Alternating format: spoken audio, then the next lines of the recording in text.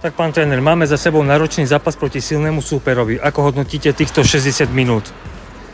Tak samozrejme, my sme vedeli, čo nás čaká. My sme s nimi prakticky v Mikuláši odohrali veľmi slušný a ťažký zápas, kde sme prehrali o gól. Takže vedeli sme, čo nás čaká.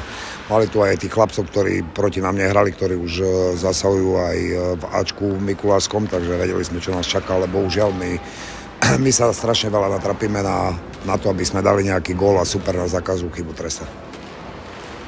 Za čo si dnes chlapci od vás zaslúžia pochválu a čo potrebujeme zlepšiť do ďalších zápasov? Tak samozrejme bojovnosť, nasadenie, srdce do hry, všetko to, čo potrebujeme k zápasu je tam.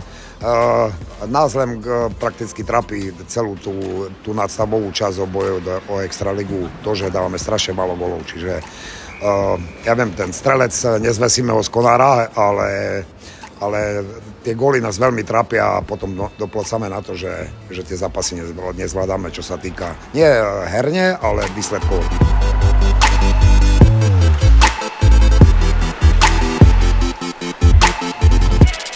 Máme za sebou náročný zápas proti silnému súperovi. Čo hovoríš na dnešný výkon svojho tímu?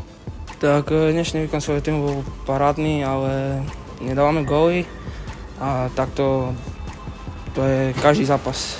Čo bol dnes rozhodujúci faktor v tomto zápase, ktorý rozhodol o dnešnom výsledku? Tak určite, že nemáme šance, ktoré máme. Máme ich veľa, ale vieme ich premeniť a to takto dopadne. Na čom ešte musíme zapracovať do ďalších zápasov? Tak určite na tom zakončení.